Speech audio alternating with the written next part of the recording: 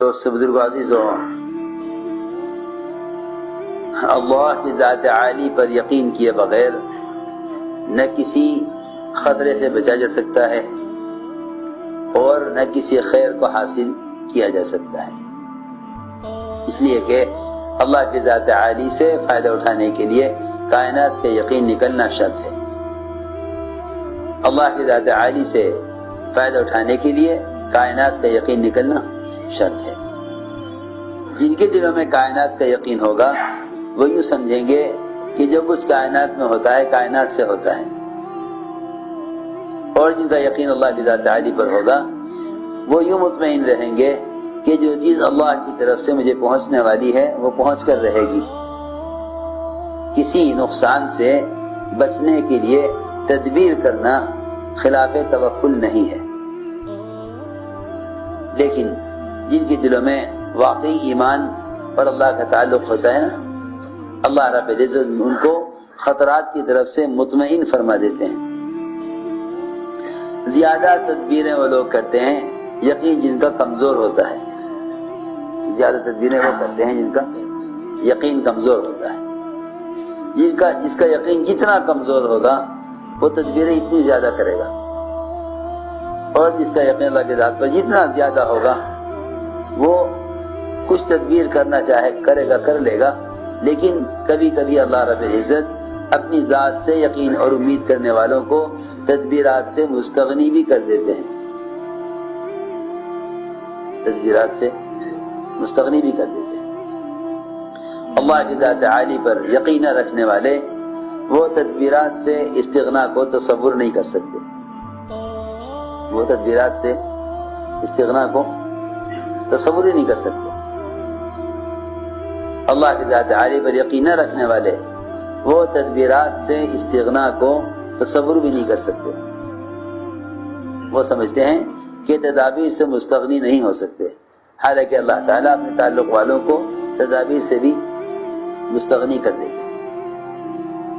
اللہ اپنی ذات پر یقین رکھنے والوں کو تدابیر سے بھی مستغنی کر دیتے ہیں، اور کبھی کبھی انبیاء علیہ السلام بھی اس لیے تدابیر اختیار کرتے ہیں اور بھی تدابیر میں بعض مرتبہ ناکام بھی ہو جاتے ہیں، یہ لوگ سمجھ لیتے ہیں کہ نہیں، کرنے والی ذات اللہ کی ہے۔ تو اللہ کی ذات عالی پر جس حضور اکرم صلی اللہ علیہ وسلم توکل فرماتے تھے، اللہ اپنے صحابہ حضور اکرم صلی اللہ علیہ وسلم اپنے صحابہ کو توکل سکھلاتے بھی تھے۔ صحابہ کو توکل دیکھو، یاد رکھنا،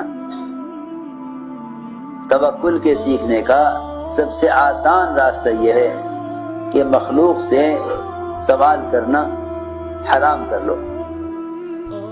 مخلوق سے جتنا زیادہ استغنا ہوگا اتنا توکل پیدا ہوگا، جتنا مخلوق سے استغنا ہوگا اتنا توکل پیدا ہوگا، تو جتنا بھی اللہ کے غیر سے امید رکھی جائے گی اتنا ہی یقین بگڑتا جائے گا، اتنا یقین بگڑتا جائے گا جتنا اللہ کے غیر سے۔ اس لیے جو چیز اللہ تعالیٰ کی طرف سے آنی مقدر ہو جائے اس پر راضی ہو جاؤ، اس پر راضی ہو جاؤ۔ پیش آنے والے حوادث کا کسی کو الزام دینا یہ بھی اللہ سے تعلق کی کمی ہے، بھئی اللہ تعالیٰ نے یوں چاہا تھا یوں ہو گیا،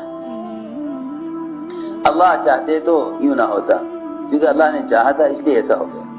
جب حضرت عائشہ رضی اللہ عنہ کسی بات کے بارے میں فرماتی کہ اگر یوں نہ ہوتا تو یوں ہو جاتا، آپ نے اے عائشہ اگر تو نے ایسا کہا تو تو نے شیطان کا دروازہ کھول دیا، یہ نہ کہو کہ یوں ہوتا تو یوں ہو جاتا، فرماتے کہ اگر اللہ چاہتے ایسا ہونا تو ایسا ہو جاتا، جب اللہ نے نہیں چاہا تو ایسا نہیں ہوا۔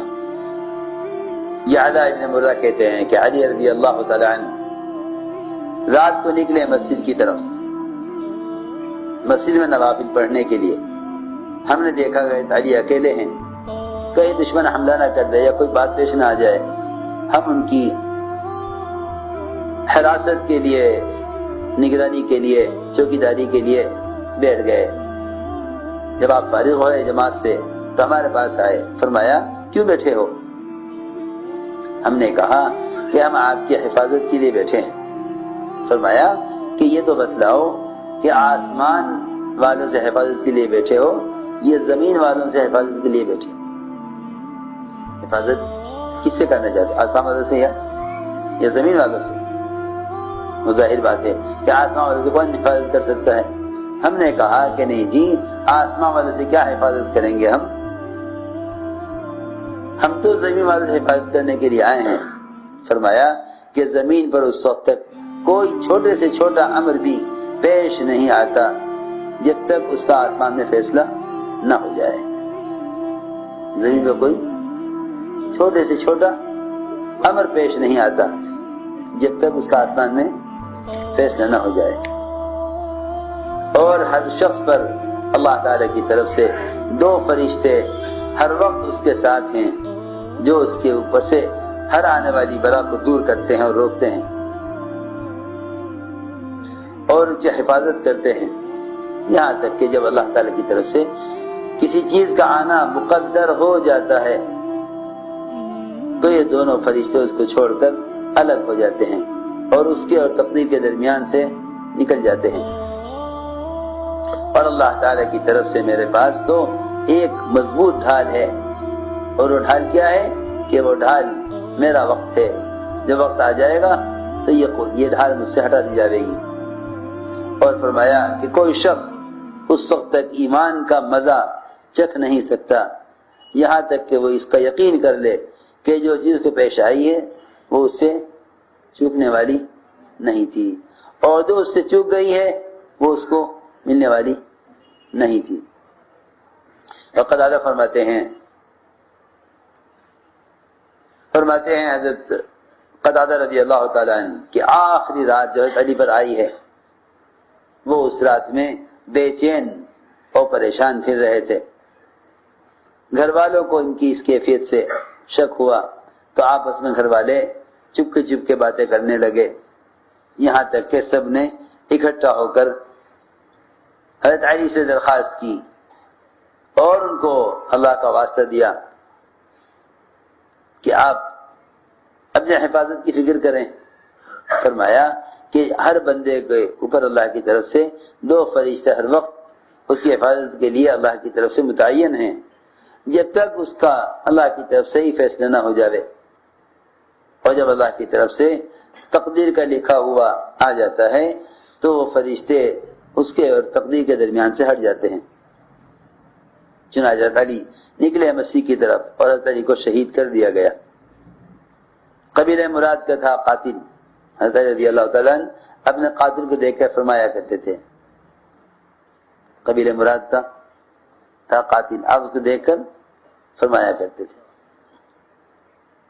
پہچانتے تھے اس کو پہچانتے تھے، فرمایا کہ اس کو دیکھ کر اريد حباءه ويريد قتلي، اريد حباءه ويريد قتلي عذيرك من خليلك من مرادي، کہ میں تو اس کو تحفے دینا چاہتا ہوں اور وہ مجھے قتل کرنا چاہتا ہے، اور میں جانتا ہوں کہ وہ قبیلہ مراد کے کس خاندان کے کس گھرانے کے کس کے باپ کا بیٹا ہے، میں اس کے سارے نسب سے واقف ہوں، میں اپنے قاتل کو اس کے پورے خاندان اور قبیلے اور گھرانے کے اعتبار سے جانتا ہوں اچھی طرح، میں اسے تحفہ دینا چاہتا ہوں، وہ مجھے قتل کرنا چاہتا ہے۔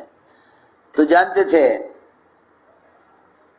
چنانچہ ایک آدمی ابو مجلس کہتے ہیں کہ ایک آدمی قبیلہ مراد قاتلی کے پاس آیا، علی رضی اللہ تعالیٰ عنہ مسجد میں نماز پڑھ رہے تھے، اس آدمی نے آ کر کہا کہ قبیلہ مراد کے کچھ لوگ آپ کو قتل کرنا چاہتے ہیں۔ حضرت نے فرمایا کہ ہر شخص کے ساتھ 2 فرشتے اللہ کی طرف سے اس کی حفاظت پر متعین ہیں، جب اللہ تعالی کی طرف سے تقدیر کے لکھا ہوا آ جاتا ہے تو یہ دونوں فرشتے اس کے اور تقدیر کے درمیان سے ہٹ جاتے ہیں، اور موت تو سب سے مضبوط ڈھال ہے، سب سے مضبوط ڈھال ہے، کہ مطلب یہ ہے کہ جب تک موت کا وقت آئے گا نہیں اس وقت تک کوئی کچھ نہیں کر سکتا، سب سے مضبوط ڈھال موت ہے۔ حضرت علی سے کہا گیا کہ کیا ہم آپ کی حفاظت نہ کریں؟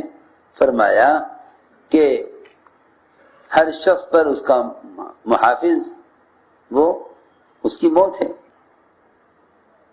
اس کی موت اس کی محافظ ہے۔ جعفر بن محمد کہتے ہیں کیونکہ مطلب اس کا یہ ہے کہ موت سے کوئی حفاظت نہیں کر سکتا۔ ایک روایت محمد جعفر بن محمد اپنے والد سے نقل کرتے ہیں کہ دو آدمی حضرت علی کے سامنے کوئی جھگڑا پیش کیا، چنانچہ علی رضی اللہ تعالیٰ عنہ جہاں کھڑے تھے وہیں بیٹھ گئے دیوار کے سائے میں ان کا فیصلہ کرنے کے لیے۔ ایک آدمی مومنین کہاں بیٹھ گئے آپ؟ یہ دیوار گر رہی ہے، گر رہی ہے، دیوار گر رہی ہے، آپ یہاں سے ہٹیے۔ حضرت فرمایا جاؤ اپنا کام کرو، اللہ تعالی حفاظت کرنے والے کافی ہیں، اللہ حفاظت کرنے والے کافی ہیں۔ بیٹھے رہے اور ان کا سارا جھگڑا سنا، ان کے درمیان فیصلہ کیا۔ جب وہاں سے فیصلہ کر کے اٹھ کر چلے گئے تب دیوار گری اوپر سے۔ ایک روایت میں ہے کہ عبداللہ ابن مسعود رضی اللہ تعالیٰ عنہ بیمار ہو گئے، اس بیماری میں جن کی وفات ہوئی ہے اس میں تو عثمان ابن عفان رضی اللہ تعالیٰ نے ان کی عیادت کی، پوچھا کہ کیا شکایت ہے؟ پوچھا، لوگ پوچھتے نا آگے بیمار سے کیا شکایت ہے، وہ ساری بیماریاں بتائیں گے، ساری بیماریاں بتائیں گے، لیکن صحابہ سے کوئی پوچھتا کہ آپ کو کیا شکایت ہے تو فرمایا جب مسعود رضی اللہ عنہ نے کہ شکایت کیا ہوتی، میرے گناہ ہیں۔ تجھے کیا شکایت ہے؟ فرمایا میرے گناہ ہیں۔ فرمایا آپ کیا چاہتے ہیں؟ فرمایا اپنے رب کی رحمت چاہتا ہوں۔ عیادت کرنے والوں نے کہا کہ ہم ڈاکٹر کو لے کے آئیں جو آپ کا علاج کرے۔ فرمایا ڈاکٹر نے ہی تو بیمار کیا ہے۔ کیا مطلب ہے اس کا؟ اس کا مطلب یہ ہے کہ تم جو ڈاکٹر لانا چاہتے ہو اس ڈاکٹر کے ہاتھ میں شفا نہیں ہے، جو شفا دینے والا ہے اس نے ہی بیمار کیا ہے، جو شفا دینے والا ہے اس نے ہی بیمار کیا ہے۔ فرمایا انہوں نے عرض کیا کہ کیا ہم آپ کے لیے بیت المال سے کچھ مال آپ کے لیے، آپ کے گھر والوں کے لیے اس کے لیے انتظام کرا دیں، یا ایک روایت میں یہ بھی ہے کہ آپ کے لیے کوئی زمین الاٹ کر دیں؟ فرمایا نہیں، مجھے اس کی حاجت نہیں ہے۔ لوگوں نے کہا کہ آپ کے بعد آپ کی بیٹیوں کے کام آئے گی، تو فرمایا کیا تو میری بیٹیوں کے بارے میں فقر کا اندیشہ ہے؟ میں نے اپنی بیٹیوں کو ہر رات سورہ واقعہ پڑھنے کا حکم کیا ہوا ہے، میں نے اپنی بیٹیوں کو ہر رات سورہ واقعہ پڑھنے کا حکم کیا ہوا ہے۔ یقینی بات ہے کہ انہیں کبھی فاقہ پیش نہیں آئے گا۔ اللہم صلی علی سیدنا مولانا محمد